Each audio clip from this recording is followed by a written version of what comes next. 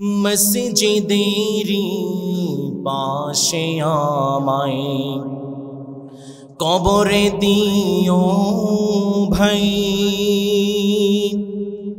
যেন গোরে থেকেও মুয়াজ্জিনের আযান শুনতে পাই।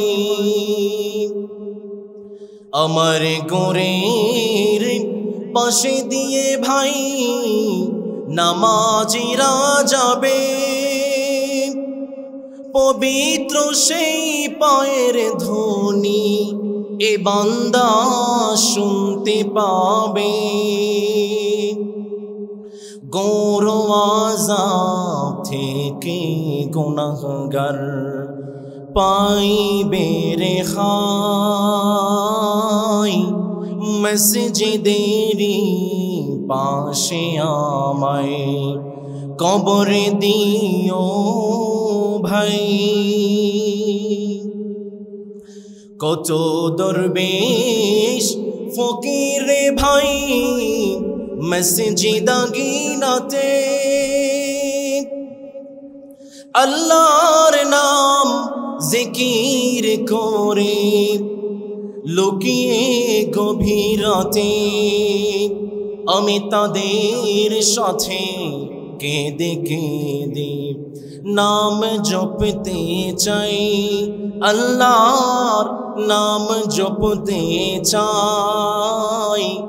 মসজিদেরি পাশে আমায় কবরে দিও ভাই। আওয়াজ করে পড়ে না আমিন। এজন্য আমি সবসময় বলি আমার ভাইয়েরা, কখনো পারিবারিক কবরস্থান করবেন না, সামাজিক কবরস্থান করবেন। মসজিদের পাশে একটা সুন্দর সামাজিক কবরস্থান করবেন, নিজের কবরের জন্য জায়গা নির্বাচন করে যাবেন না। মনে রাখবেন, আপনার কবরটা যদি একটা সুন্দর জায়গায় হয়, ভালো জায়গায় হয়, আপনার জীবনে কোনো আমল নাই, কোনো নেকির কাজ নাই, কোনো ভালো কোনো কাজ করতে পারেন নাই। একটা ভালো জায়গায় আপনি শুইতে পারছেন, একটা ভালো জায়গায় আপনার দাফনটা হয়েছে, ভালো জায়গায় দাফন হওয়ার কারণে, ভালো মানুষের সংস্রবে আসার কারণে মসজিদের বরকতে আপনার কবরটাকে যে মালিক জান্নাত বানাতে পারেন তিনি কে? এই জন্যই তো আমরা দেখতে পাই ওমরে ফারুক রাদিয়াল্লাহু তাআলা আনহু সারাটা জীবন তিনি দোয়া করেছেন, মালিক আমার কবরটাকে আপনি একটা ভালো জায়গায় নসিব করে দিন।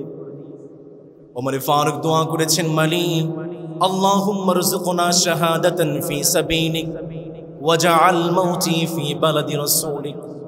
ওমরে ফারুক দোয়া করেছেন, মালিক দয়া করে মায়া করে আমার মৃত্যুটা আপনি শাহাদাতের মৃত্যু নসিব করে দেন। দয়া করে মায়া করে আমার কবরটাকে আপনি মদিনা মুনাওয়ারাতে আপনি কবুল আর মঞ্জুর করে নেন। ওমরে ফারুক রাদিয়াল্লাহু তাআলা আনহুকে যখন ছুরি মারা হয়েছে, ওমরে ফারুকের ডাক্তার বলে দিয়েছে, ওমরে ফারুক রে আর বাঁচার কোনো ভরসা নাই, মৃত্যুর জন্য প্রস্তুতি গ্রহণ করেন। ওমরে ফারুক চিন্তা করলেন, সারা জীবন দোয়া করেছি মদিনাতে শোয়ার জন্য, ভালো একটা জায়গার জন্য, এর চেয়েও ভালো জায়গা যদি আমার নসিব হয়ে যায়।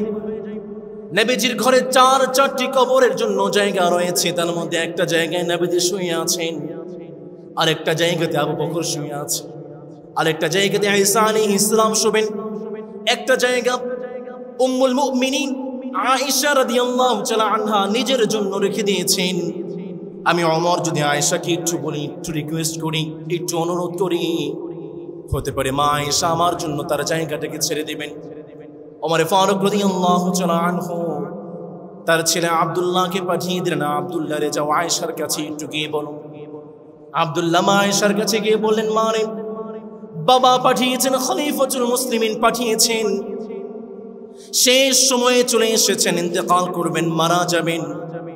মারে একটু মনটা নরম হয় নাকি? বাবা চাচ্ছেন নবীজির কাছে যদি তার কবরটা করা যায়।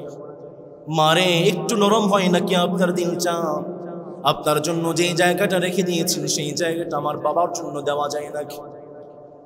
উম্মুল মুমিনিন আয়েশা রাদিয়াল্লাহু তাআলা আনহা জানিয়ে দিলেন, আব্দুল্লাহ রে আমি আমার ঘরে আমার জন্য নবীজির পাশে শোয়ার জন্য জায়গাটাকে রেখে দিয়েছিলাম, যেহেতু খলিফাতুল মুসলিমিন ওমরে ফারুক জায়গাটাকে চেয়েছেন, আমি আমার আয়েশার জায়গাটাকে ওমরে ফারুকের জন্য, খলিফাতুল মুসলিমিনের জন্য দিয়ে দিলাম। ইমাম মালিক রাহমাতুল্লাহি আলাইহি শেষ জীবনে তিনি কখনো মদিনা থেকে ছেড়ে কোথাও যান নাই, তিনি চেয়েছেন আমার কবরটা মদিনাতে হবে। এই জন্য এটা অনেক বড় একটা আমল। আমার ভাইয়েরা সব সময় দোয়া করবেন, মানে আমার কবরটা যেন ভালো জায়গায় হয়। শুধু কবরটা যেন ভালো জায়গায় হয় ব্যাপারটা এমন নয়, সব সময় রবের কাছে দোয়া করবেন, মানে আমার কবরটা যেন, আমার মরণটা যেন ভালো সময় হয়। এমন সময় আমার মরণটা আপনি নসিব করে দাও মালিক, যে সময় মরণ হলে তোমার জান্নাতে যাওয়া যায়। এমন সময় আমার মৃত্যুটাকে তুমি নসিব করো মালিক, যে সময় মৃত্যুবরণ করলে তোমার জান্নাত পাওয়া যায়। নবী করিম সাল্লাল্লাহু আলাইহি ওয়াসাল্লাম দোয়া শিখিয়েছেন, বান্দা পড়বে আল্লাহুম্মা আহয়িনি মা আলিমতাল হায়াতা খায়রা। বান্দা দোয়া পড়বে ওয়া তাওয়াফানি ইযা আলিমতাল ওয়াফাতা খায়রান লি। বান্দা দোয়া করবে, মালিক যে জায়গাতে কবরটা হলে আমার জন্য জান্নাতে যাওয়া সহজ হয়, সেই জায়গাতে আমার কবরটা বানিয়ে দাও। সব সময় একজন মুসলমান দোয়া করবে, মালিক যে সময়ে মৃত্যুবরণ করলে জান্নাতে যাওয়া যায়, মালিক সেই সময় আমার মৃত্যুটাকে তুমি কবুল করে না।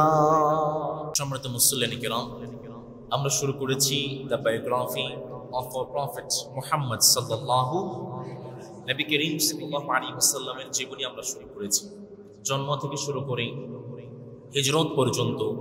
এরপরে হিজরতের পরে এসে নবীজি মদিনায় কি করেছেন, বদর হয়ে গেল।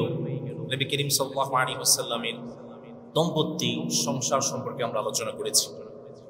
বৌদ্ধ মুসলমানদের সঙ্গে কাফেরদের প্রথম যুদ্ধ হয়েছিল বদরে, এবং মুসলমানদের সাথে কাফেরদের দ্বিতীয় যে যুদ্ধটা হয়েছে সেই যুদ্ধের নাম হচ্ছে উহুদের যুদ্ধ। সেই যুদ্ধের নাম কি? তার মানে মুসলমানদের ইতিহাসে দ্বিতীয় যুদ্ধের নাম হচ্ছে উহুদের যুদ্ধ। আজকে আমরা সেই উহুদ যুদ্ধ সম্পর্কে আলোচনা করতে চাই। উহুদ কেন হয়েছে?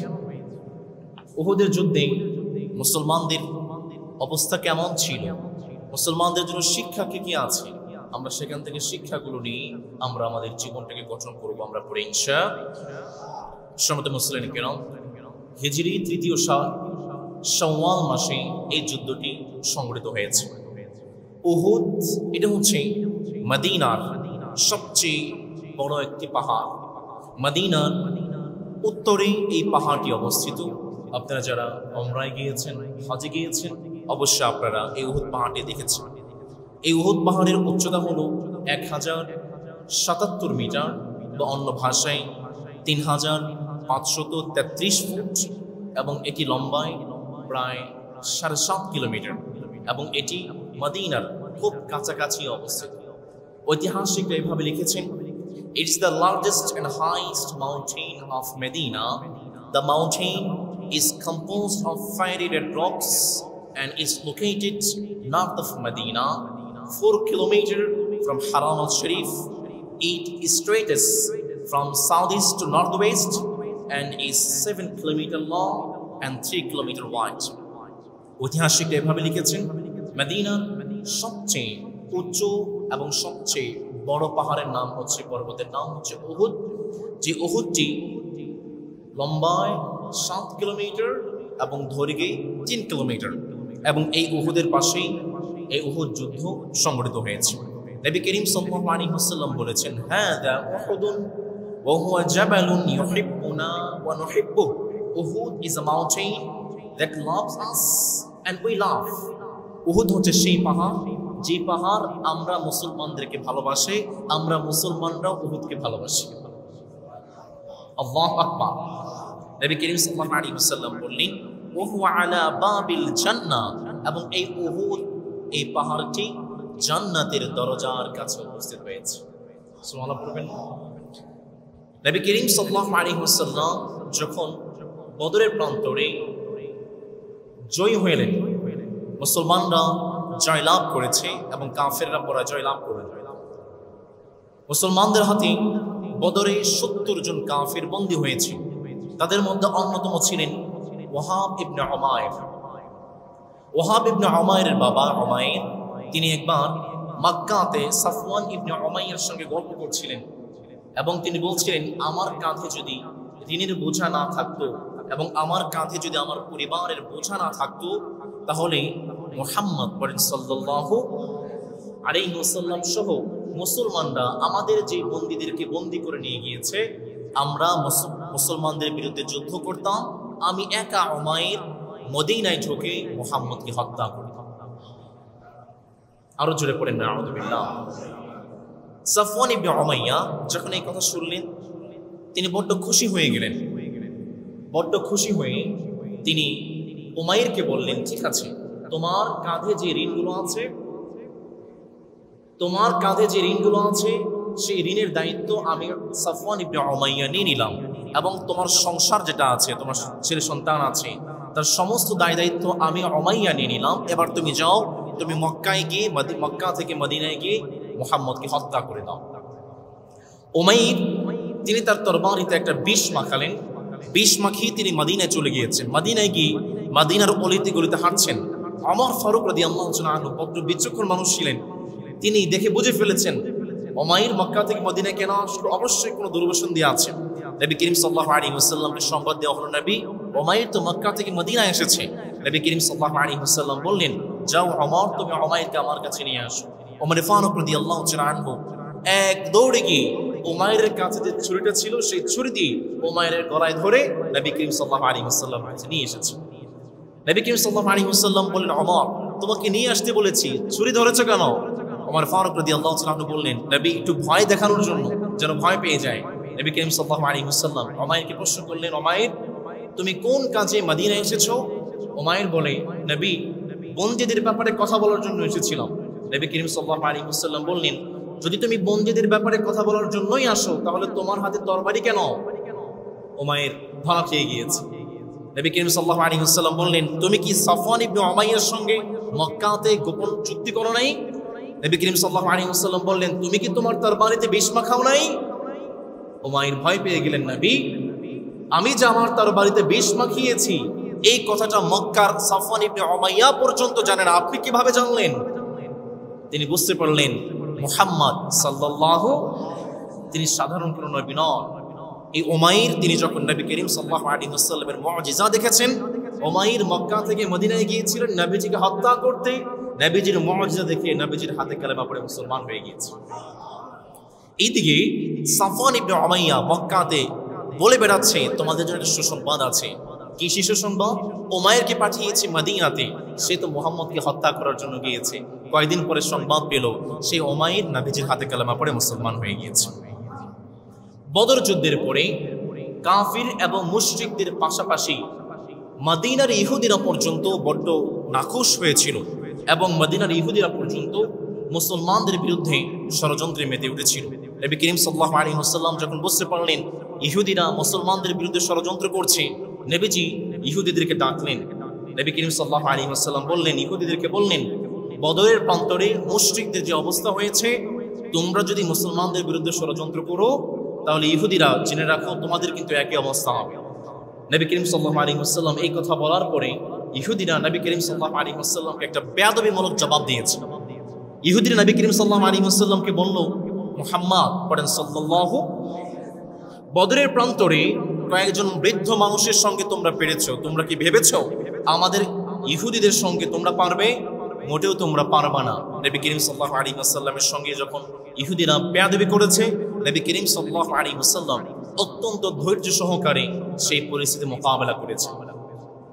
ইহুদিদের একটি গোত্র ছিল বনু কাইনুকা। এই বনু কাইনুকা গোত্র, তারা ছিল মূলত স্বর্ণকার, তারা ছিল কর্মকার। একবার একজন মুসলিম মহিলা তিনি বনু কাইনুকা বাজারে গিয়েছেন দুধ বিক্রি করার জন্য।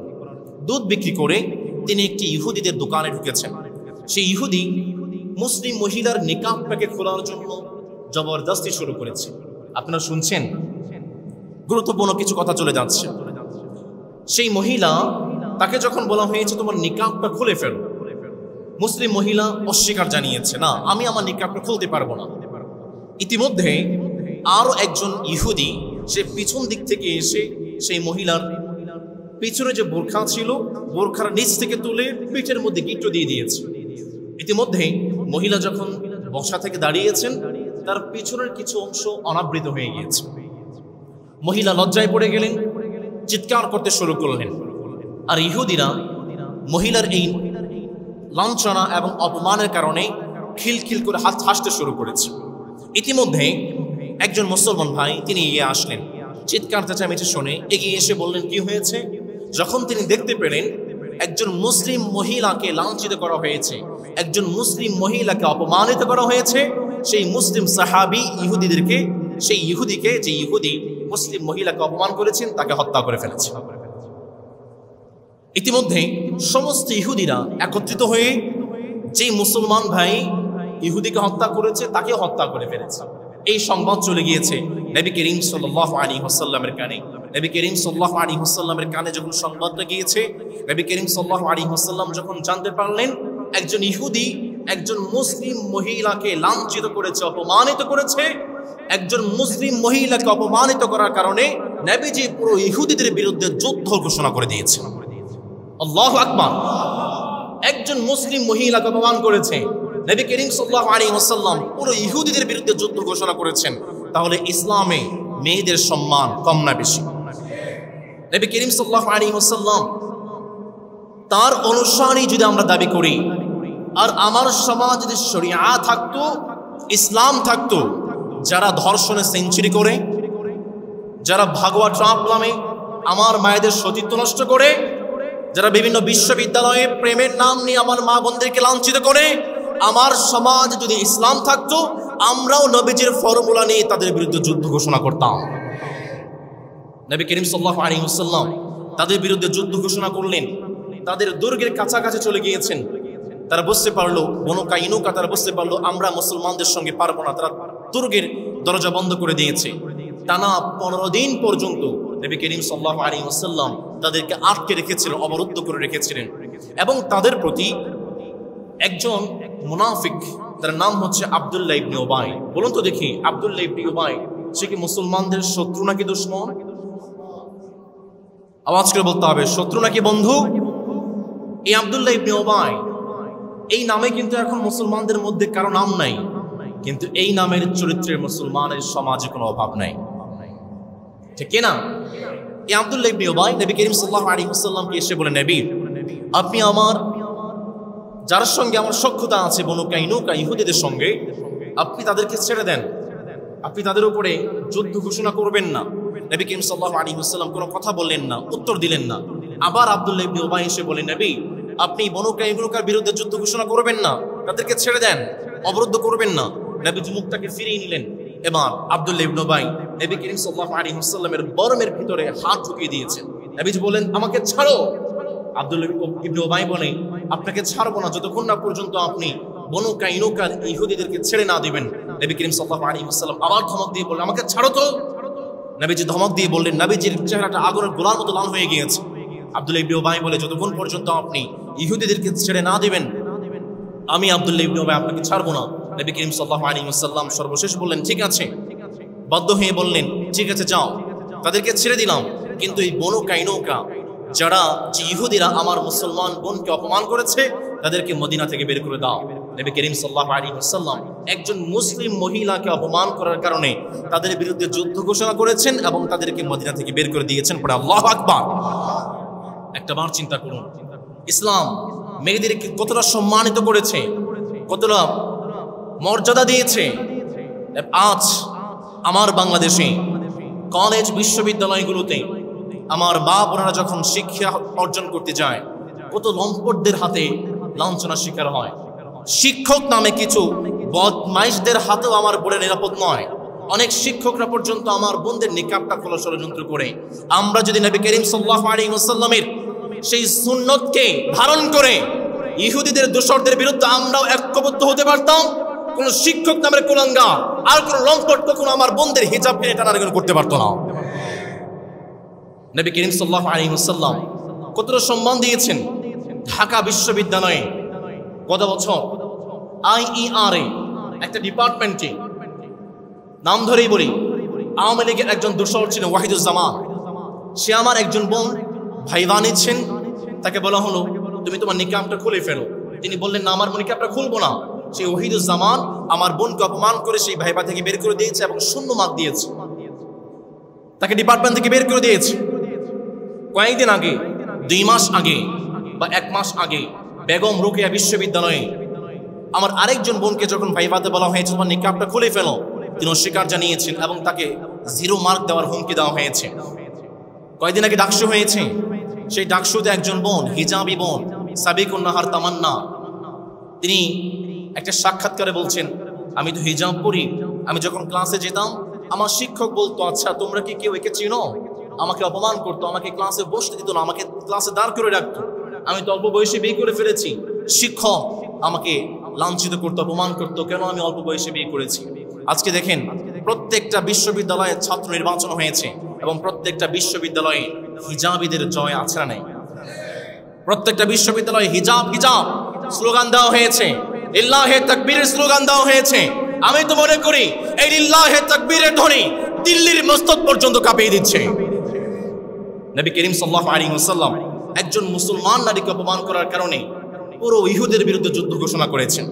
নবী করিম সাল্লাল্লাহু আলাইহি ওয়াসাল্লাম যখন বদর থেকে চলে আসলেন, বদর থেকে আসার পরে নবী করিম সাল্লাল্লাহু আলাইহি ওয়াসাল্লাম সাহাবায়ে কেরামদের সঙ্গে আত্মীয়তার সম্পর্ক শুরু করে দিয়েছেন। পরে সুবহানাল্লাহ, ওমর ফারুক রাদিয়াল্লাহু তাআলা আনহুর মেয়ে হাফসা বিনতে ওমর রাদিয়াল্লাহু তাআলা আনহা, তার আগের নাম ছিল খুনাইস বিন হুযাফা। তিনি কালেমা পড়ে মুসলমান হয়েছেন, হাবাসায় গিয়েছেন হিজরত করে, মদিনায় এসেছেন হিজরত করে, তিনি ইন্তেকাল করলেন। বদরে এসে তিনি ইন্তেকাল করলেন। বদরের পরে ওমর ফারুক রাদিয়াল্লাহু তাআলা আনহু তিনি বলছেন, ওসমান রাদিয়াল্লাহু তাআলা আনহুকে প্রস্তাব দিলেন যে তুমি আমার মেয়েকে বিয়ে করো। ওসমান রাদিয়াল্লাহু তাআলা আনহু কোনো একটা কারণে অস্বীকার জানালেন। আবু বকর রাদিয়াল্লাহু তাআলা আনহুকে বললেন তুমি আমার মেয়েকে বিয়ে করো। আবু বকর রাদিয়াল্লাহু তাআলা আনহু তিনি অস্বীকার জানালেন। সর্বশেষ নবী করিম সাল্লাল্লাহু আলাইহি ওয়াসাল্লাম বলেন ওমর আমি তোমার মেয়েকে বিয়ে করব। নবী করিম সাল্লাল্লাহু আলাইহি ওয়াসাল্লাম ওমর ফারুক রাদিয়াল্লাহু তাআলা আনহুর মেয়েকে বিয়ে করে জামাই শ্বশুরের সম্পর্কে জড়িয়ে গিয়েছে। সুবহানাল্লাহ পড়বেন না? এই কয়েকদিন পরে নবী করিম সাল্লাল্লাহু আলাইহি ওয়াসাল্লামের কলিজার টুকরা সন্তান ফাতিমা রাদিয়াল্লাহু তাআলা আনহাকে তারই চাচাতো ভাই আলী রাদিয়াল্লাহু তাআলা আনহুর হাতে বিয়ে দিয়ে তারা নিজেরাও জামাই শ্বশুর হয়ে গিয়েছে। সমাজের প্রিয় ভাইয়েরা মনে রাখবেন, ইসলাম একাধিক বিয়ে অনুমতি দিয়েছে বটে, প্রয়োজনের ক্ষেত্রে উৎসাহিত করে নাই। নবী করিম সাল্লাল্লাহু আলাইহি ওয়াসাল্লামের 4 কন্যা ছিলেন, 4 কন্যাকে বিয়ে দিয়েছেন এবং 4 কন্যা যতদিন পর্যন্ত জীবিত ছিলেন তাদের স্বামীরা দ্বিতীয় কোনো বিয়ে করেন নাই। এই কারণেই ওসমান রাদিয়াল্লাহু তাআলা আনহু তিনি ছিলেন যুন নূরাইন। তিনি যখন নবীজির এক মেয়েকে বিয়ে করেছেন, দ্বিতীয় বিয়ে করেন নাই, আরেকজন মেয়েকে বিয়ে করেছেন, তার ইন্তেকালের আগে আর কোনো দ্বিতীয় বিয়ে করেন নাই। এই জন্য নবী করিম সাল্লাল্লাহু আলাইহি ওয়াসাল্লাম এটা পছন্দ করেন নাই যে তার কন্যাদের ক্ষেত্রে তাদের স্বামীরা তাদের কন্যা জীবিত থাকা অবস্থায় দ্বিতীয় কোনো বিয়ে করবে, এটা নবীজি পছন্দ করেন নাই। নবী করিম সাল্লাল্লাহু আলাইহি ওয়াসাল্লাম বদর থেকে চলে আসলেন। বদর থেকে আসার পরে উহুদ যুদ্ধের আস্তে আস্তে দেখুন কিভাবে উহুদ যুদ্ধের দিকে কাফেররা ধাবিত হচ্ছে। বদরের প্রান্তরে আবু জেহেল সহ যখন উতবা শাইবা তারা ইন্তেকাল করল, কুরাইশদের নেতৃত্বে চলে আসে আবু সুফিয়ান ইবনে হারাব।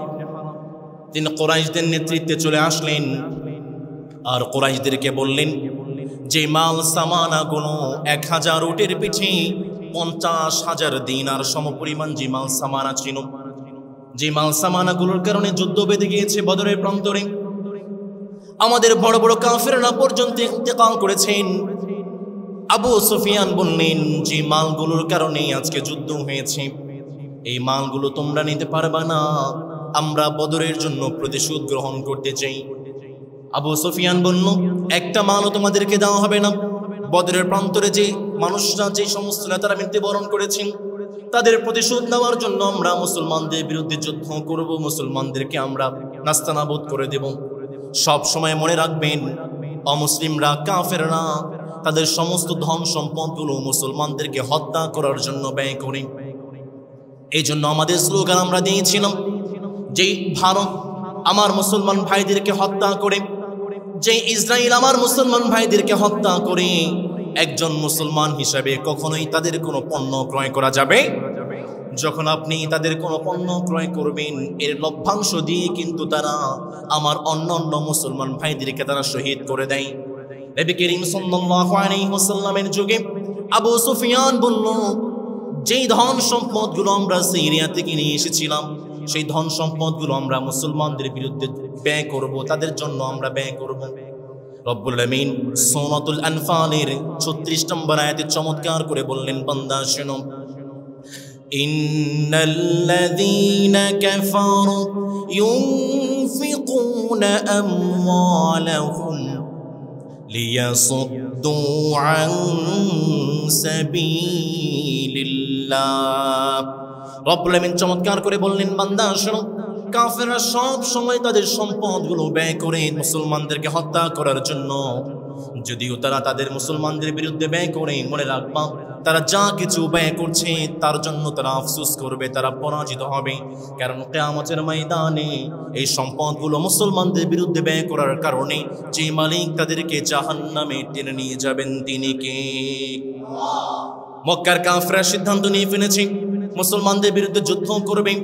নবী করিম সাল্লাল্লাহু আলাইহি ওয়াসাল্লামের চাচা আব্বাস বিন মুত্তালিব তিনি চিন্তা করলেন মুহাম্মদকে সংবাদটা জানানো দরকার। নবী করিম সাল্লাল্লাহু আলাইহি ওয়াসাল্লামের চাচা আব্বাস রাদিয়াল্লাহু তাআলা আনহু তিনি একটি বিশ্বস্ত পত্রবাহকের মাধ্যমে মদিনাতে সংবাদ পাঠিয়ে দিলেন। মাত্র 3 দিনে 460 কিলোমিটার পথ পাড়ি দিয়ে সেই পত্রবাহক আব্বাস রাদিয়াল্লাহু তাআলা আনহুর চিঠিটা নিয়ে নবীজির কাছে পৌঁছালেন। নবী করিম সাল্লাল্লাহু আলাইহি ওয়াসাল্লাম তখন মসজিদে কুবায় বসে আছেন। নবীজির সঙ্গে বসেছিলেন উবাই ইবনে কাব রাদিয়াল্লাহু তাআলা আনহু। নবী করিম সাল্লাল্লাহু আলাইহি ওয়াসাল্লামের কাছে যখন চিঠিটা পৌঁছানো, নবী করিম সাল্লাল্লাহু আলাইহি ওয়াসাল্লাম বললেন উবাই ইবনে কাবকে বললেন, কাব রে, তুমি তোমার চিঠিটাকে একটু পড়ে শোনাও। উবাই ইবনে কাব চিঠিটা বললেন, নবী করিম সাল্লাল্লাহু আলাইহি ওয়াসাল্লামকে বললেন, নবী গো, মক্কা থেকে কাফেররা যুদ্ধের জন্য প্রস্তুতি নিয়ে রওনা হয়ে গিয়েছে, এই সংবাদটা আপনার চাচা আপনার কাছে পাঠিয়েছে। নবী করিম সাল্লাল্লাহু আলাইহি ওয়াসাল্লাম সাহাবায়ে কেরামদেরকে সতর্ক করলেন, আমার সাহাবারা তোমরা তোমাদের নিজেদের নিরাপত্তার নিশ্চয়তা করো। নবী করিম সাল্লাল্লাহু আলাইহি ওয়াসাল্লাম মদিনার পাশে টহল বানিয়ে দিলেন, গোয়েন্দা সংস্থা বানিয়ে দিলেন। নবী করিম সাল্লাল্লাহু আলাইহি ওয়াসাল্লাম যখন সাহাবায়ে কেরামদেরকে বললেন মক্কা থেকে কাফেররা যুদ্ধ করার জন্য রওনা হয়ে গিয়েছে, এমন একটা সময় চলে এসেছে, এমন একটা সময় সাহাবায়ে কেরাম পার করেছেন।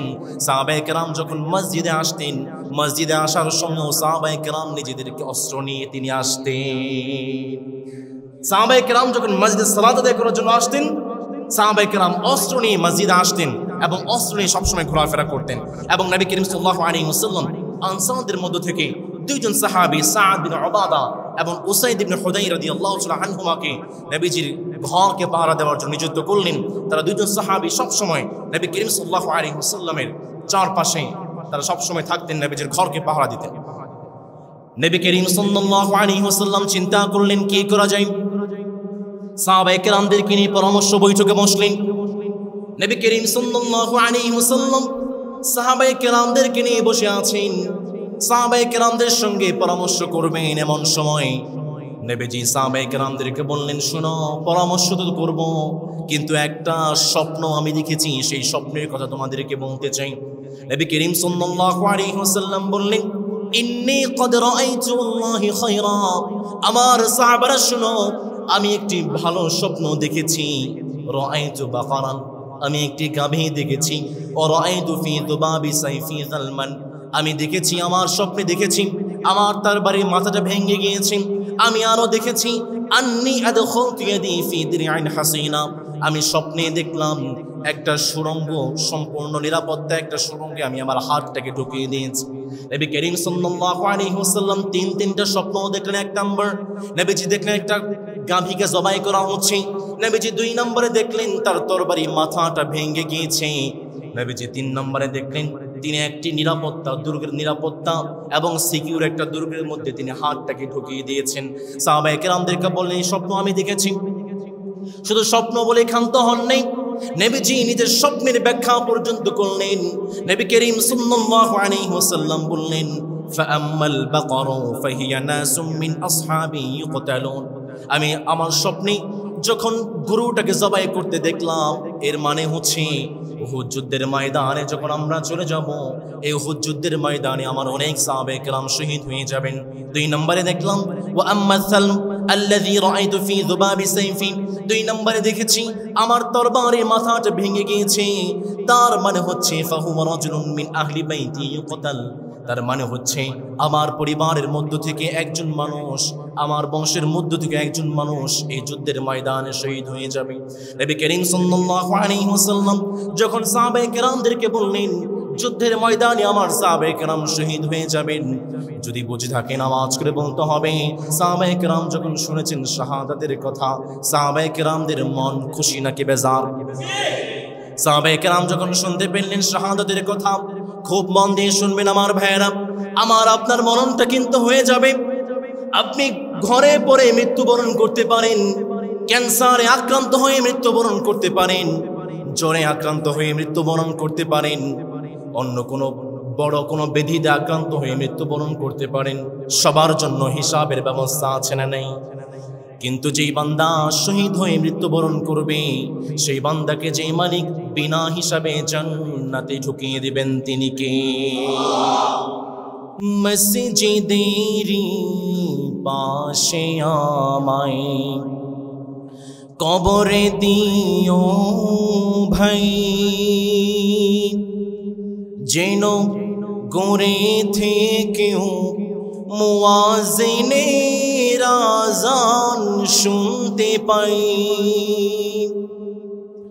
আমার গোরের পাশে দিয়ে ভাই নামাজিরা যাবে, পবিত্র সেই পায়ের ধ্বনি এ বান্দা শুনতে পাবে। গৌর আযাব থেকে গুনাহগার পাইবে রেহাই, মসজিদেরি পাশে আমায় কবরে দিও ভাই। কত দরবেশ ফকির রে ভাই মসজিদা গিনাতে, আল্লাহর নাম জিকির করে লুকিয়ে গভীর রাতে, আমি তাদের সাথে কেঁদে কেঁদে নাম জপতে চাই, আল্লাহর নাম জপতে চাই। মসজিদেরি পাশে আমায় কবরে দিও ভাই। আওয়াজ করে পড়েন আমিন। এজন্য আমি সবসময় বলি আমার ভাইয়েরা, কখনো পারিবারিক কবরস্থান করবেন না, সামাজিক কবরস্থান করবেন। মসজিদের পাশে একটা সুন্দর সামাজিক কবরস্থান করবেন, নিজের কবরের জন্য জায়গা নির্বাচন করে যাবেন না। মনে রাখবেন, আপনার কবরটা যদি একটা সুন্দর জায়গায় হয়, ভালো জায়গায় হয়, আপনার জীবনে কোনো আমল নাই, কোনো নেকির কাজ নাই, কোনো ভালো কোনো কাজ করতে পারেন নাই, একটা ভালো জায়গায় আপনি শুইতে পারছেন, একটা ভালো জায়গায় আপনার দাফনটা হয়েছে, ভালো জায়গায় দাফন হওয়ার কারণে, ভালো মানুষের সংস্রবে আসার কারণে, মসজিদের বরকতে আপনার কবরটাকে যে মালিক জান্নাত বানাতে পারেন তিনি কে? এই জন্যই তো আমরা দেখতে পাই ওমরে ফারুক রাদিয়াল্লাহু তাআলা আনহু সারাটা জীবন তিনি দোয়া করেছেন, মালিক আমার কবরটাকে আপনি একটা ভালো জায়গায় নসিব করে দিন। ওমরে ফারুক দোয়া করেছেন, মালিক আল্লাহুম্মা রযুকনা শাহাদাতান ফি সাবিলিক ওয়াজআল মাউতি ফি বালাদি রাসূলিক। ওমরে ফারুক দোয়া করেছেন, মালিক দয়া করে মায়া করে আমার মৃত্যুটা আপনি শাহাদাতের মৃত্যু নসিব করে দেন, দয়া করে মায়া করে আমার কবরটাকে আপনি মদিনা মুনাওয়ারাতে আপনি কবুল আর মঞ্জুর করে নেন। ওমরে ফারুক রাদিয়াল্লাহু তাআলা আনহুকে যখন ছুরি মারা হয়েছে, ওমরে ফারুকের ডাক্তার বলে দিয়েছে, ওমরে ফারুক রে আর বাঁচার কোনো ভরসা নাই, মৃত্যুর জন্য প্রস্তুতি গ্রহণ করেন। ওমরে ফারুক চিন্তা করলেন, সারা জীবন দোয়া করেছি মদিনাতে শোয়ার জন্য, ভালো একটা জায়গার জন্য, এর চেয়ে ভালো জায়গা যদি আমার নসিব হয়ে যায়।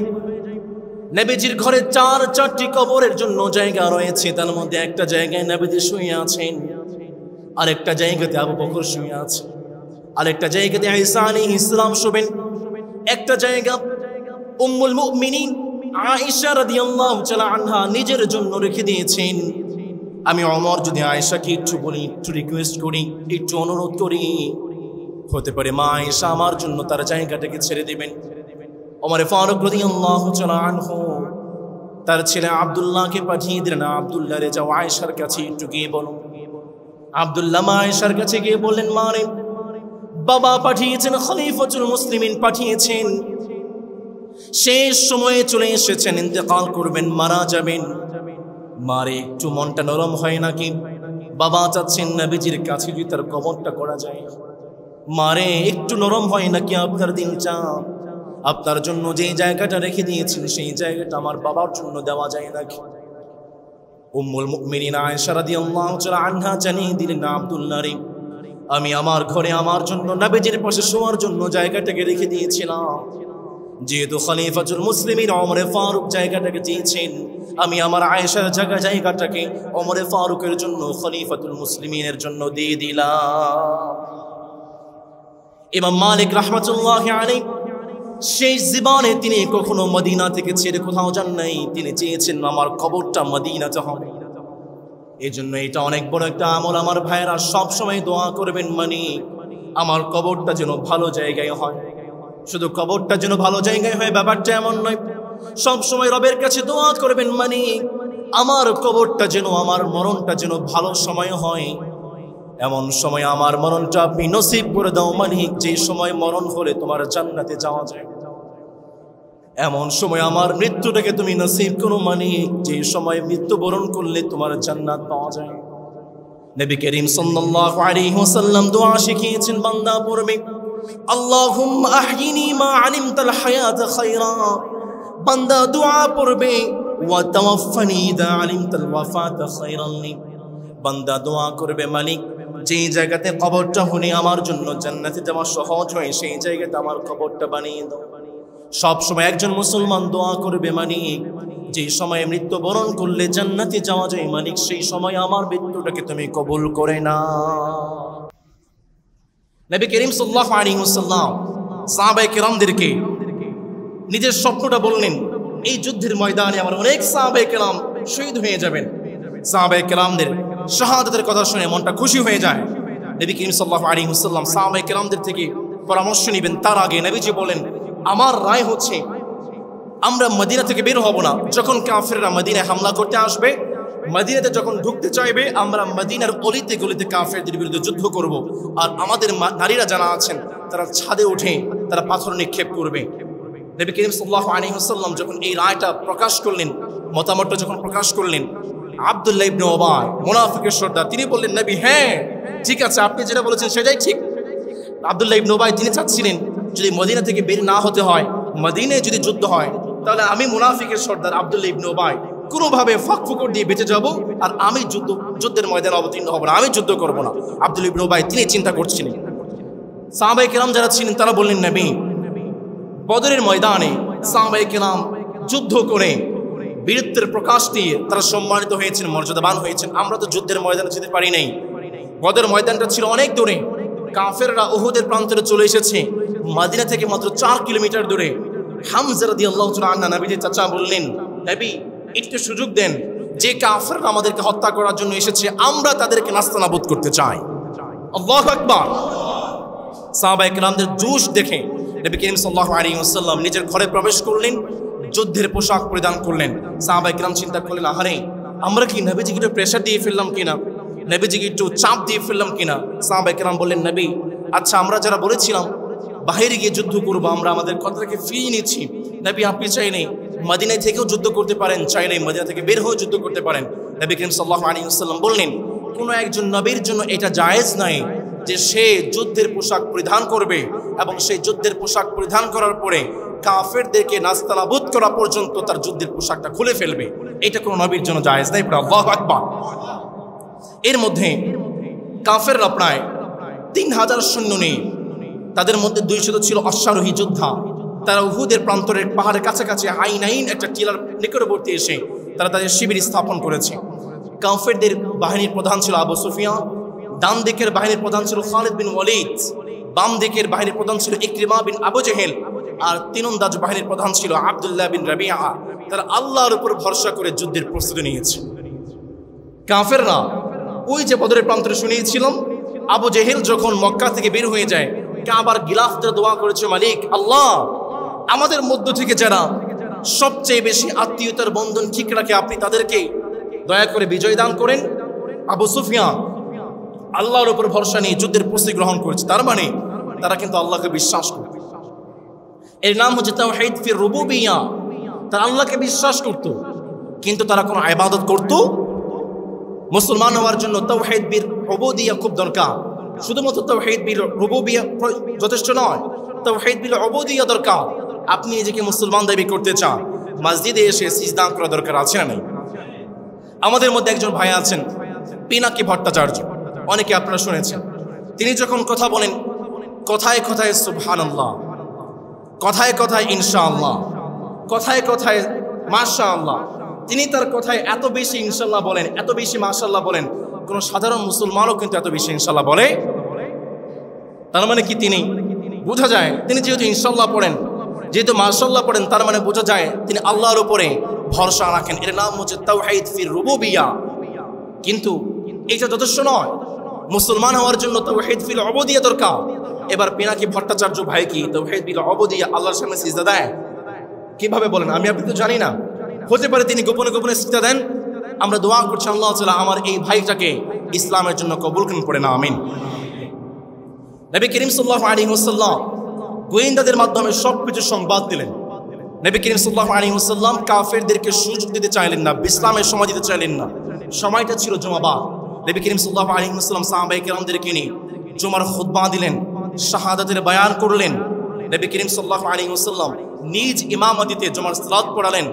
1000 সাহাবী নিয়ে জুমার দিন আসরের পরে যুদ্ধের জন্য রওনা হয়ে গেলেন এবং বের হওয়ার সময় আব্দুল্লাহ ইবনে উম্মে মাকতুম রাদিয়াল্লাহু তাআলা আনহুকে মদিনার ইমাম করে নিযুক্ত করলেন এবং যুদ্ধের পতাকা বহন করার জন্য নবী করিম সাল্লাল্লাহু আলাইহি ওয়াসাল্লাম মুসআব বিন উমাইর রাদিয়াল্লাহু তাআলা আনহুকে নিযুক্ত করলেন এবং মুসআব বিন উমাইরকে বললেন, তুমি যদি শহীদ হয়ে যাও তাহলে তোমার পরবর্তীতে পতাকা ধরবে আলী ইবনে আবি তালিব রাদিয়াল্লাহু তাআলা আনহু। আল্লাহু আকবার।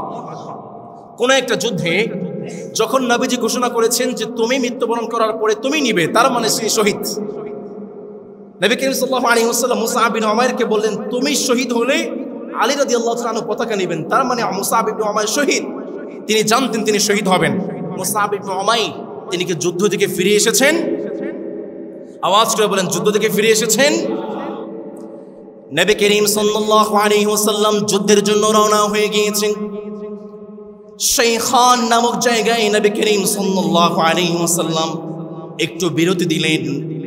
তার যে বাহিনী ছিল সেই বাহিনীকে তিনি পরিদর্শন করলেন।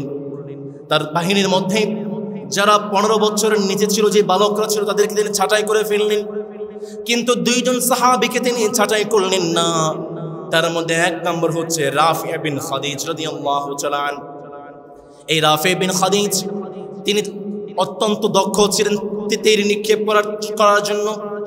নবী করিম সাল্লাল্লাহু আলাইহি ওয়াসাল্লাম রাফি বিন খাদিজকে তার বাহিনীর মধ্যে লুকিয়ে ফেললেন। রাফি বিন খাদিজকে তখন নিয়ে ফেলেছেন আরেকজন ভাই, তার নাম হচ্ছে সামুরা বিন জুনদুব।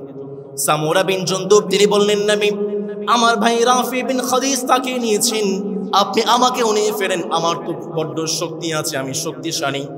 নবী করিম সাল্লাল্লাহু আলাইহি ওয়াসাল্লাম চিন্তা করলেন, তোমার শক্তিটা আমি কিভাবে পরীক্ষা করতে পারি। নবী করিম সাল্লাল্লাহু আলাইহি ওয়াসাল্লাম সামুরা বিন জুনদুবকে রাফি বিন খাদিজের সঙ্গে কুস্তির মধ্যে যুক্ত করে দিয়েছেন। নবী করিম সাল্লাল্লাহু আলাইহি ওয়াসাল্লামের আদেশ পেয়ে সামুরা বিন জুনদুব তিনি রাফি বিন খাদিজকে এক টক্করে নিচে ফেলে দিয়েছেন। নবী করিম সাল্লাল্লাহু আলাইহি ওয়াসাল্লাম এই 2 জন সাহাবীকে নিয়ে চললেন। এখানে সন্ধ্যা হয়ে গিয়েছে, মাগরিবের সালাত আদায় করলেন। শাইখান নামক জায়গায় ইশারা সালাত আদায় করলেন, এখানে রাতটাকে যাপন করলেন। নবী করিম সাল্লাল্লাহু আলাইহি ওয়াসাল্লাম মুহাম্মদ বিন আসলামা তার নেতৃত্বে 50 জনের একটা বাহিনীকে নিযুক্ত করলেন, তারা মুসলমানদের বাহিনীকে পাহারা দেবে। পরের দিন ভোর হওয়ার আগেই, ফজরের আগেই নবীজি রওনা হয়ে গেলেন। সাউদ নামক জায়গা থেকে নবীজি ফজরের সালাত আদায় করলেন। সাউদ জায়গাটা ছিল এমন একটা জায়গা যে জায়গা থেকে কাফেরদেরকে স্পষ্ট দেখা যাচ্ছিল। নবী করিম সাল্লাল্লাহু আলাইহি ওয়াসাল্লাম কাফেরদেরকে দেখতে পাচ্ছিলেন। এমন সময় মুনাফিকদের সর্দার আব্দুল্লাহ ইবনে উবাই তিনি যখন কাফেরদেরকে দেখতে পাচ্ছিলেন, আব্দুল্লাহ ইবনে উবাই তিনি যখন কাফেরদেরকে দেখলেন 3000 এর বাহিনী আব্দুল্লাহ ইবনে উবাই তিনি মুনাফিকের সর্দার, তার মধ্যে কম্পন শুরু হয়ে গিয়েছে। আব্দুল্লাহ ইবনে উবাই বলে আমরা 3000 কাফেরদের বিরুদ্ধে আমরা 1000 মুসলমান পারবো না। আব্দুল্লাহ ইবনে উবাই তিনি বলতে লাগলেন, মা নাদরি আলা মা নাকতুল আনফুসানা, আমরা কেন শুধু কেন নিজেদেরকে নিজের জানটাকে ধ্বংস করার জন্য উহুদের ময়দানে যাব। আব্দুল্লাহ ইবনে উবাই তার সঙ্গে 300 যোদ্ধা ছিল। নবী করিম সাল্লাল্লাহু আলাইহি ওয়াসাল্লাম থেকে পানি আব্দুল্লাহ ইবনে উবাই 300 যোদ্ধাদেরকে নিয়ে চলে আসলেন। নবীজির সঙ্গে ছিল 1000 যোদ্ধা, আব্দুল্লাহ ইবনে উবাই 300 যোদ্ধা নিয়ে চলে আসলেন। বলুন তো দেখি নবীজির সঙ্গে বাকি আছে কয়জন? নবী করিম সাল্লাল্লাহু আলাইহি ওয়াসাল্লাম যখন দেখতে পেলেন আব্দুল্লাহ ইবনে উবাই 300 যোদ্ধা নিয়ে চলে আসতেছেন, এই দৃশ্য দেখে আউস গোত্রের বনু হারেসা, খাজরাজ গোত্রের বনু সালামা তারাও চিন্তা করলেন, আমরা তো কাফেরদের সঙ্গে যুদ্ধ করে পারবো না, চলো আমরাও চলে যাই। এমন সময় রব্বুল আলামিন আকাশের উপর থেকে আয়াত নাযিল করে জানিয়ে দিলেন, বান্দা শুনো। রব্বুল আলামিন সূরা আলে ইমরানের 122 নম্বর আয়াতে চমৎকার করে বললেন, বান্দা শুনো, ইয হাম্মাত তাইফাতানি মিনকুম আন তাফশালা ওয়াল্লাহু ওয়ালিয়ুহুমা ওয়া আলাল্লাহি ফালইয়াতাওয়াক্কালিল মুমিনুন। রব্বুল আমিন আয়াত নাযিল করে জানিয়ে দিলেন, বান্দা শুনো, তোমাদের মধ্য থেকে যখন আব্দুল্লাহ ইবনে উবাই তার 300 বাহিনীকে নিয়ে চলে যাচ্ছে, এমন সময় তোমাদের মধ্য থেকে কোন মুসলমান তারাও চাচ্ছিল নবীজির পক্ষ থেকে তারা বিদায় নিয়ে চলে যাবে। এমন সময় যে মালিক মুসলমানদের হৃদয়ের মধ্যে ভরসার জায়গা তৈরি করে দিয়েছেন, আওয়াজ করে বলেন তিনি কে?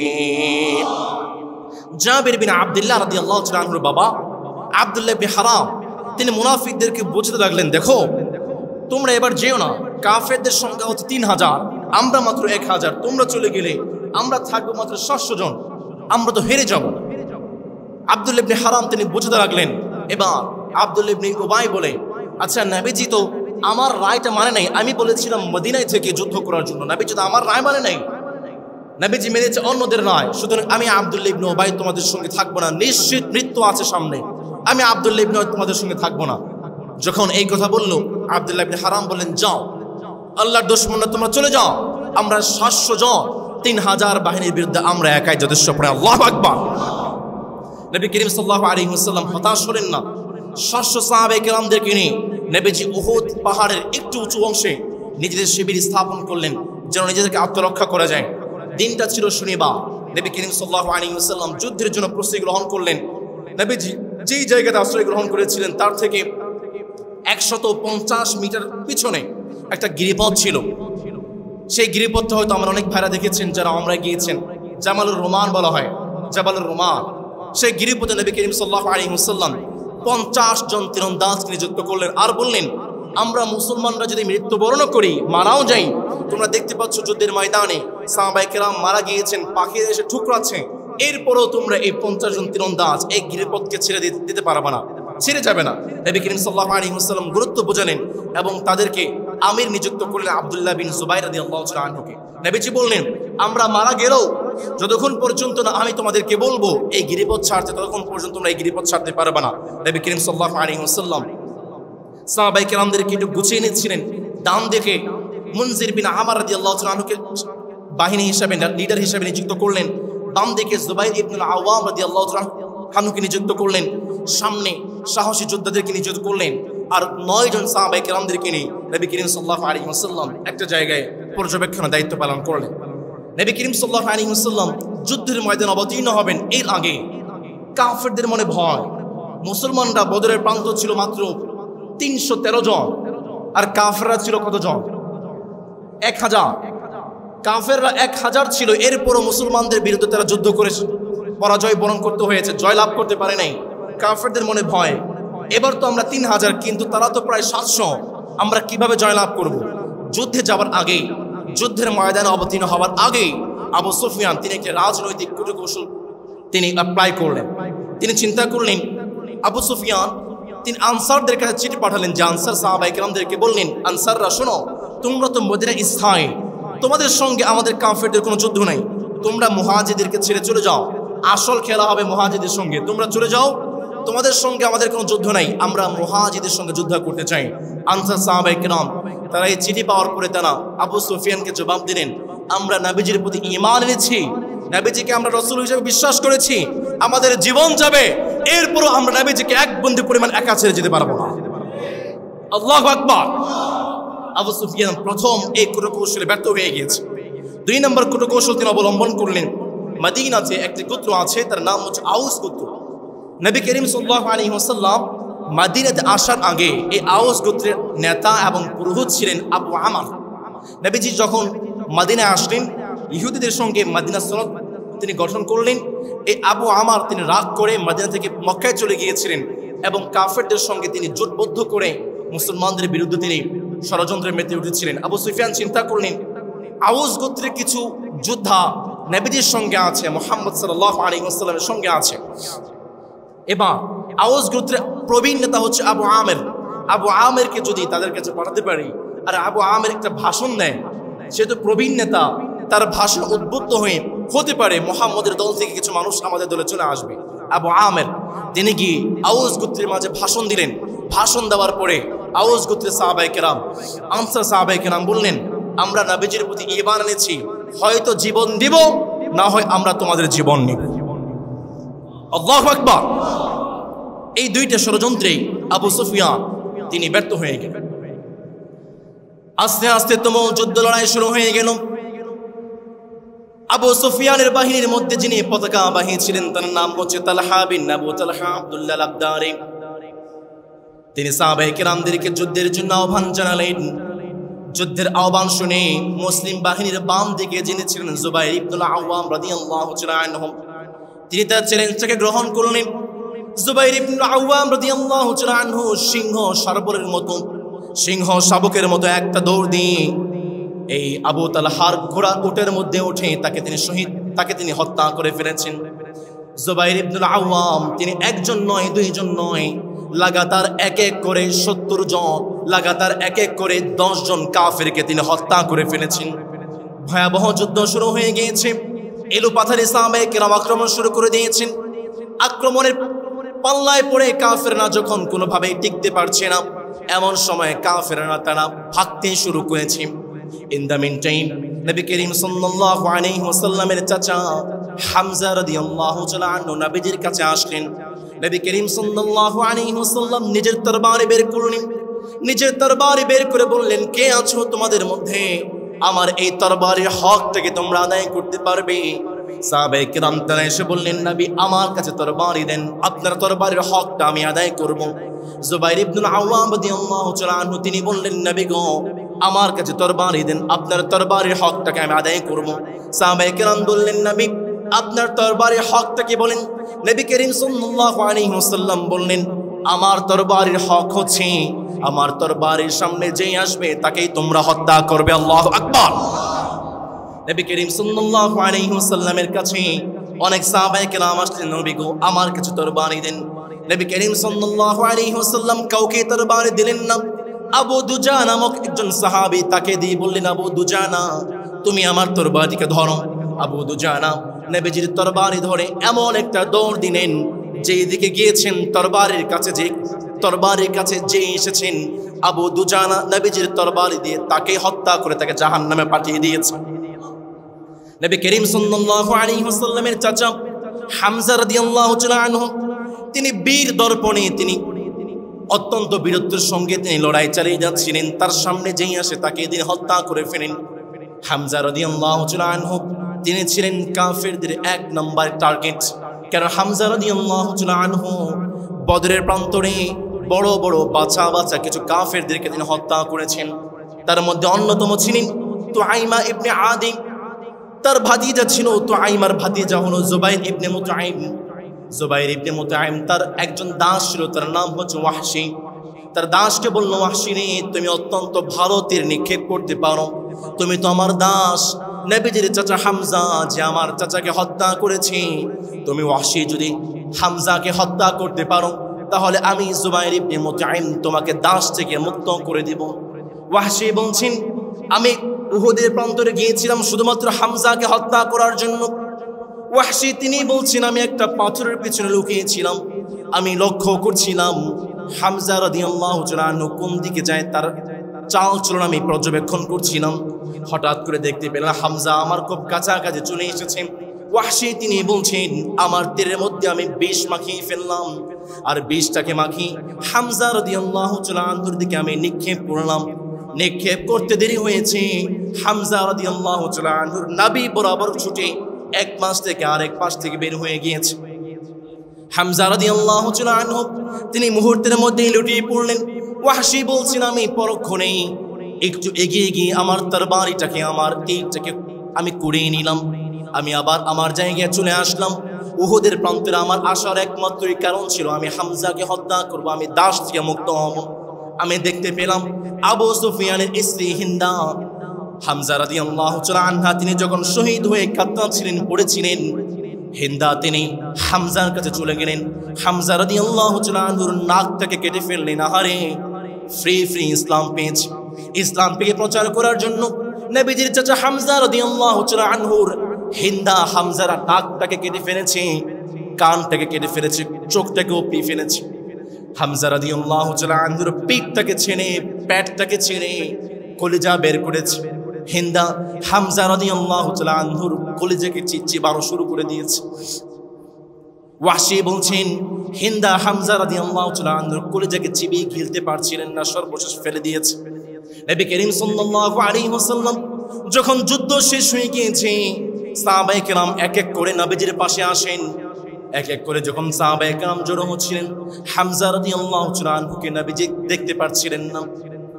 এমন সময় সবাইকে বললেন, হামজা কোথায়, আমার চাচা কোথায়? একজন সাহাবী বললেন, নবী গো, অমুক একটা জায়গাতে অমন একটা গাছের নিচে আমি দেখেছি হামজা, তিনি ঘোষণা দিচ্ছেন, আনা আসাদুল্লাহি ওয়া রাসূলুহু।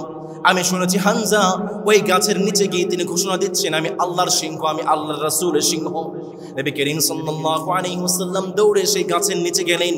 সেই গাছের নিচে গিয়ে তিনি দেখতে পেলেন হামজা রাদিয়াল্লাহু তাআলা আনহুকে বিক্ষিপ্ত করে, চেহারাকে বিকৃত করে তিনি পড়ে আছেন। নবী করিম সাল্লাল্লাহু আলাইহি ওয়াসাল্লাম কান্নায় ভেঙে পড়লেন, চোখ থেকে টপ টপ করে পানি পড়ছে।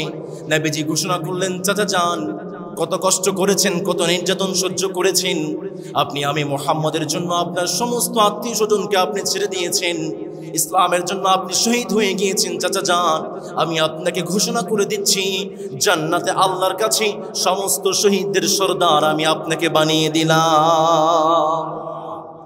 আমাকে শহীদ করে সেই মিছিলে শামিল করে নিও,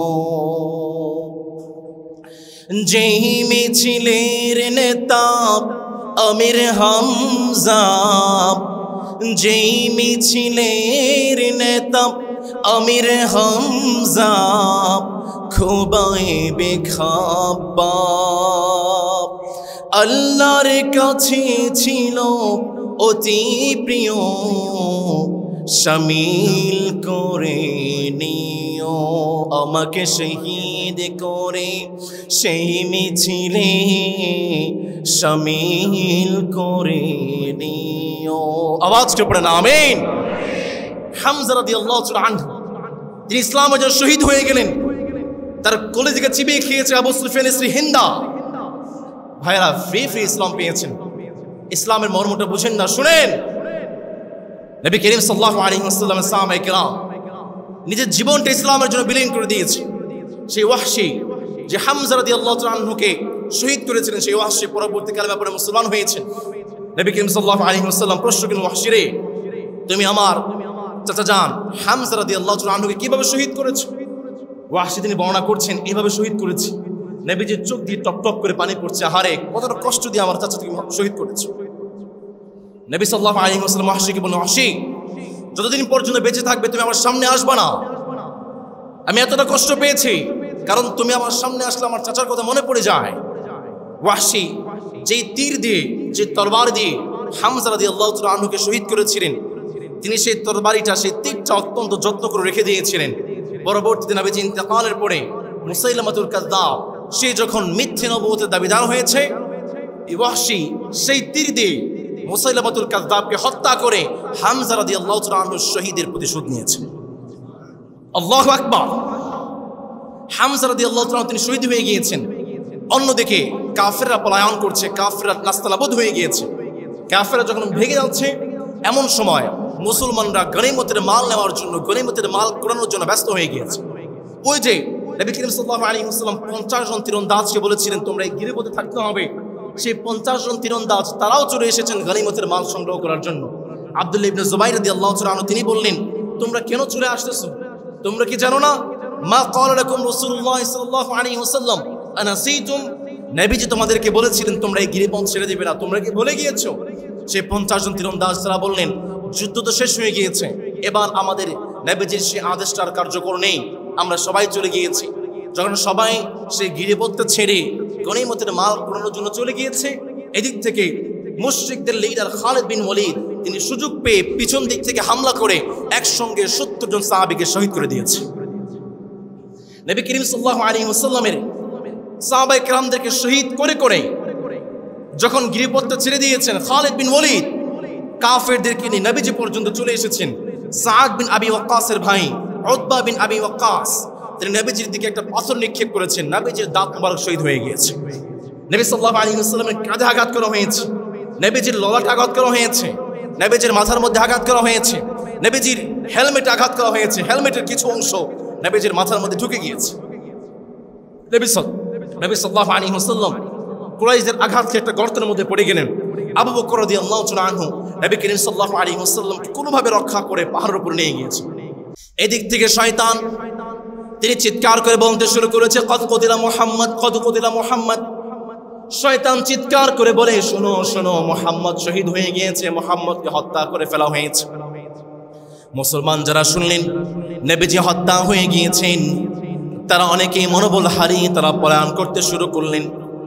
একজন মহিলা সাহাবী, তার স্বামী উহুদের ময়দানে অবতীর্ণ হয়েছিলেন, তার সন্তানরা পর্যন্ত উহুদের ময়দানে অবতীর্ণ হয়েছিলেন। তিনি যখন দৌড়াচ্ছিলেন, অন্যান্য সাহাবায়ে কেরাম বলছিলেন, আমার মহিলা শোনো, তোমার স্বামী উহুদের ময়দানে গিয়ে তিনি শহীদ হয়ে গিয়েছে। সেই নারী দৌড়াচ্ছেন আর বলছেন, আমার স্বামী শহীদ হয়েছে, আমার কোনো প্রক্ষেপ নেই। কিছুক্ষণ যাওয়ার পরে সেই মহিলাকে বলা হলো, তোমার সন্তানরা শহীদ হয়ে গিয়েছে। সেই মহিলা তিনি বলছেন, আমার স্বামী শহীদ হয়ে যাক, আমার সন্তানরা শহীদ হয়ে যাক, আমার মনে কোনো দুঃখ নাই, একটা বার বলো দেখি আমার রাসূল উহুদের ময়দানে কেমন আছেন, আমার রাসূল কি সুস্থ আছেন নাকি?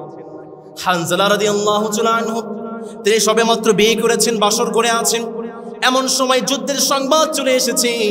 হানজালা রাদিয়াল্লাহু তাআলা আনহু তিনি বাসর ঘর ছেড়ে যুদ্ধের ময়দানে চলে আসলেন। যুদ্ধ করতে করতে তিনি শহীদ হয়ে গেলেন। যখন শহীদদেরকে এক করা হচ্ছে, হানজালার লাশটার খুঁজে পাওয়া যাচ্ছে না। নবীজি খুঁজতে লাগলেন, কোথায় আছে হানজালার লাশ?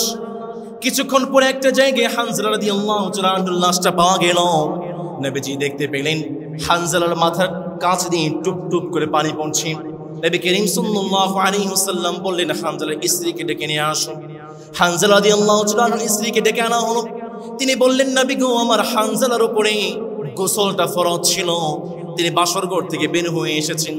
হানজালা রাদিয়াল্লাহু তাআলা আনহু নবী করিম সাল্লাল্লাহু আলাইহি ওয়াসাল্লামকে জিবরিল আলাইহিস সালাম এসে জানালেন, নবী গো, হানজালা বাসরঘর থেকে বের হয়ে এসেছে, আপনার হানজালার উপরে মালিক এত বেশি খুশি হয়েছেন, হানজালার জানাজার গোসলটা দুনিয়াতে হয় নাই, আমি জিবরিল নিজ হাতে জান্নাতের পবিত্র পানি দিয়ে হানজালাকে গোসল দিয়েছি। আরেকজন সাহাবী ছিলেন উসাইরাম রাদিয়াল্লাহু তাআলা আনহু, তিনি ততক্ষণ পর্যন্ত মুসলমান ছিলেন না। উহুদের যখন যুদ্ধের ডাক চলে এসেছে, তার মধ্যে আল্লাহ তাআলা ইসলামের বাণী অমির সুদা তাকে পান করে দিয়েছেন, তিনি কালেমা পড়ে মুসলমান হলেন। কিন্তু কেউ জানে না। তিনি নবীজির কাছে আসলেন, তিনি একটা খেজুর খাচ্ছিলেন। নবীজির কাছে এসে তিনি খেজুর খাচ্ছিলেন এবং তিনি বলছেন, আচ্ছা আমি যদি খেজুর খাই, এই খেজুর খাইতে গিয়ে যতক্ষণ সময় দেরি হবে, ততক্ষণ সময় তো আমার জান্নাতে যাইতে লেট হবে। সেই উসাইরাম রাদিয়াল্লাহু তাআলা আনহু তিনি তার খেজুরের পুরটা ফেলে দিয়ে যুদ্ধের ময়দানে অবতীর্ণ হয়ে গিয়েছেন। বড্ড আহত হয়ে গেলেন। তার সমাজের লোকেরা যারা ছিলেন তারা এসে বললেন, উসাইরাম তুমি তো মুসলমান নও, তুমি কার বিরুদ্ধে যুদ্ধ করার জন্য এসেছো, মুহাম্মদের বিরুদ্ধে নাকি কাফেরদের বিরুদ্ধে? উসাইরাম বললেন, উসাইরাম রাদিয়াল্লাহু তাআলা তিনি বললেন, আমি ইসলাম গ্রহণ করেছি, মুহাম্মদ সাল্লাল্লাহু আলাইহি ওয়াসাল্লামের বিরুদ্ধে আমি যুদ্ধ করার জন্য এসেছি এবং আমি আহত হয়ে গিয়েছি। নবী করিম সাল্লাল্লাহু আলাইহি ওয়াসাল্লাম যখন সেই উসাইরাম রাদিয়াল্লাহু তাআলা কথা শুনলেন, তিনি শহীদ হয়েছেন, নবী করিম সাল্লাল্লাহু আলাইহি ওয়াসাল্লাম বললেন, আমার উসাইরাম তিনি জান্নাতি হয়ে গিয়েছে। উসাইদ রাদিয়াল্লাহু তাআলা আনহু জীবনে একবার তার কপালটাকে রবের সামনে ঝোঁকান নাই, জীবনে এক ওয়াক্ত সালাত তিনি আদায় করেন নাই, জীবনে এক রাকাত নামাজ তিনি পড়েন নাই, জীবনে একটা নফল রোজাও তিনি রাখেন নাই, জীবনে একবার হজ তৈরি করেন নাই, জীবনে একটাবার যাকাতও তিনি দেন নাই। উসাইরাম এই ছোট্ট একটা কাজের কারণে তিনি জান্নাতি হয়ে গিয়েছে। আল্লাহু আকবার। কয়েকদিন আগে আমাদের একজন ভাই দাঈ, তার নাম হচ্ছে আমির হামজা, আপনারা অনেকে তাকে চিনেন। আমির হামজা ভাই তিনি একবার ঘোষণা করলেন, মা খাদিজাতুল কুবরা রাদিয়াল্লাহু তাআলা আনহা তিনি এক ওয়াক্ত ফরজ নামাজ পড়েন নাই, একটা ফরজ রোজা তিনি রাখেন নাই, একবার তিনি ফরজ যাকাত তিনি দেন নাই। মিডিয়ার যে ভাইরা আছেন, আমরা যারা ইসলামের জন্য কথা বলি, আমাদের জন্য সবচেয়ে বড় শত্রু হচ্ছে মিডিয়া। আমাদের এই মসজিদে অনেক মিডিয়া আসতে চায়, আমি তাদেরকে অ্যালাউ করি না। তার কারণ কি? মিডিয়া তাদের ভিউয়ের জন্য 20 সেকেন্ড দিবে, 30 সেকেন্ড কেটে দিবে তাদের ভিউ কামানোর জন্য, টাকা কামানোর জন্য। যখন 20 সেকেন্ড আপনাদের সামনে আসবে, এমন কথা আপনাদের সামনে উপস্থাপন করবে, কালকে আপনারা আমাকে কাফের ঘোষণা করবেন। আমির হামজা ভাই তিনি 1 ঘন্টা ওয়াজ করেছেন, আলোচনা করেছেন, তার মধ্য থেকে 20 সেকেন্ড কেটে ফেসবুকে দিয়েছে, ইউটিউবে দিয়েছে। এই 20 সেকেন্ড দেখে অনেক আলেমরা পর্যন্ত তাকে কাফের ঘোষণা দিয়ে দিয়েছে। অনেক দায়ীরা পর্যন্ত মাহফিল ময়দানে গিয়ে তার জিহ্বা কেটে ফেলবে, হত্যা করে ফেলবে, হুমকি ধামকি দিচ্ছে মাত্র 20 সেকেন্ডের ভিডিও দেখে। আরে ভাই, খাদিজা রাদিয়াল্লাহু তাআলা আনহা তিনি যখন ইন্তেকাল করেছেন, মুসলমানদের উপরে নামাজ ফরজ হয় নাই, মুসলমানদের উপরে যাকাত ফরজ হয় নাই, মুসলমানদের উপরে সিয়াম ফরজ হয় নাই। তো খাদিজা রাদিয়াল্লাহু তাআলা আনহা তিনি কিভাবে ফরজ সালাত আদায় করবেন, কিভাবে ফরজ নামাজ আদায় করবেন, কিভাবে ফরজ যাকাত তিনি আদায় করবেন? তিনি তো আদায় করতে পারেন নাই, ফরজই তো ছিল না। আপনি এই বিষয়টা বুঝলেন না, আপনি শুনলেন না, পুরো বক্তব্য শুনলেন না। 20 সেকেন্ড কেটে আপনি একজন ভাইকে, দায়ীকে আপনি কাফের ফতোয়া দিলেন। নিঃসন্দেহে এটা মিম্বারের আমানতের খেয়ানত আপনি করেছেন। আমার অনেক আলেম দায়ীরা আছেন, আমি তাদেরকে রিকোয়েস্ট করব, ভাইরা আপনাদের সামনে যা আসে সেদিকে আপনি যাচ করবেন না, ফেসবুকে এসে বলবেন না, মাহফিল ময়দানে বলবেন না। মাহফিলের ময়দান, এই জুমার মিম্বারটা অন্য কোনো আলেমের সমালোচনা করার জন্য নয়। লক্ষ লক্ষ টাকা খরচ করে কমিটির ভাইয়েরা তারা মাহফিল আয়োজন করে অন্য আলেম বা অন্য কোনো ভাইয়ের সমালোচনা করার জন্য নয়। আপনি যদি কোনো ভাই ভুল করে থাকেন, তার সামনে গিয়ে বসেন, তার ভুলটাকে আপনি শুধরে দেন। আপনি যখন ওয়াজ মাহফিলে মিডিয়াতে এসেন অন্য ভাইকে গালাগাল করছেন, এই জনসাধারণ তারাই একজন আলেমকে তারা গালি দিচ্ছে। সুতরাং উসাইদ রাদিয়াল্লাহু তাআলা আনহু একটা সিজদাও তিনি করেন নাই, তিনি কালেমা পড়ে মুসলমান হয়েছেন, শহীদ হয়েছেন এবং তিনি জান্নাতের বাসিন্দা হয়ে গেছেন। আল্লাহু আকবার। হযরত মুসআব ইবনে উমাইর রাদিয়াল্লাহু তাআলা আনহু, তার হাতে ছিল ইসলামের পতাকা। একজন কাফির মুসআব ইবনে উমাইরের ডান হাতে কোপ দিয়ে ডান হাত থেকে কেটে ফেলেছে। মুসআব ইবনে উমাইর ইসলামের পতাকা নিচে পড়তে দেন নাই, বাম হাত দিয়ে ধরেছেন। আরেকজন কাফির মুসআব ইবনে উমাইরের বাম হাত কেটে ফেলেছে। মুসআব ইবনে উমাইর জিহ্বা দিয়ে, কামড় দিয়ে ইসলামের পতাকা উঁচু করে ধরে রেখেছেন, ইসলামের পতাকা পড়তে দেন নাই। এমন সময় আলী ইবনে আবি তালিব রাদিয়াল্লাহু তাআলা আনহু ইসলামের পতাকা ধরে ফেলেছেন। মুসআব ইবনে উমাইর তিনি হচ্ছেন সেই সাহাবী, আমি এক জুমাতে আপনাদেরকে শুনিয়েছিলাম, যিনি ছিলেন ইসলামের প্রথম বক্তা। তিনি যখন কোনো জামা পরতেন, সেই সময়ের 200 দিরহামের কমে কোনো জামা তিনি পরিধান করতেন না। তিনি যখন ইন্তেকাল করেছেন, তার কাফনের কাপড়টা এমন ছিল, এত ছোট ছিল, তার মুখ ঢাকলে পা বের হয়ে যায়, পা ঢাকলে মুখ বের হয়ে যায়। নবী করিম সাল্লাল্লাহু আলাইহি ওয়াসাল্লাম বললেন, মুসআবের মুখটাকে ঢেকে দাও আর পায়ের কাছ দিয়ে ঘাস দিয়ে দাও। এই মুসআব বিন উমাইর যিনি ছিলেন আদরের দুলা, যিনি ধন সম্পদের মধ্যে বড় হয়েছেন, তিনি ইসলাম কবুল করার কারণে তার শেষ কাফনটা হয়েছে ঘাস দিয়ে। সুতরাং আমার প্রিয় ভাইয়েরা, যারা ইসলামের খিদমত করতে চান, জান দিয়ে মাল দিয়ে ইসলামের জন্য খিদমত করতে হবে। রাজি আছেন তো ইনশাআল্লাহ? সর্বশেষ উহুদের প্রান্তরে এই যুদ্ধ ছিল অমীমাংসিত একটা যুদ্ধ।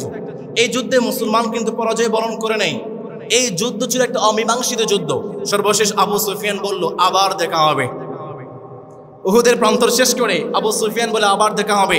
নবী করিম সাল্লাল্লাহু আলাইহি ওয়াসাল্লাম বললেন, হ্যাঁ আবার দেখা হবে, বিজয় একজনের পক্ষ থেকে আসবে। আওয়াজ করে বলেন, তিনি কে? সমাজের প্রিয় ভাইয়েরা, উহুদের প্রান্তর থেকে সবচেয়ে বড় শিক্ষা হচ্ছে, জীবনের প্রত্যেকটা ধাপে ধাপে, প্রত্যেকটা সেকেন্ডে, প্রত্যেকটা মুহূর্তে একজন রবের আদেশ পালন করতে হবে। আওয়াজ করে বলেন, তিনি কে? জীবন যতদিন পর্যন্ত আছে, আল্লাহ এবং তার রাসূলের বিধানের বাহিরে অন্য কোনো পথ আমরা চলবো না। রাজি আছেন ইনশাআল্লাহ? আল্লাহ আমাদেরকে তাওফিক দিন, আমরা পড়ি আমিন।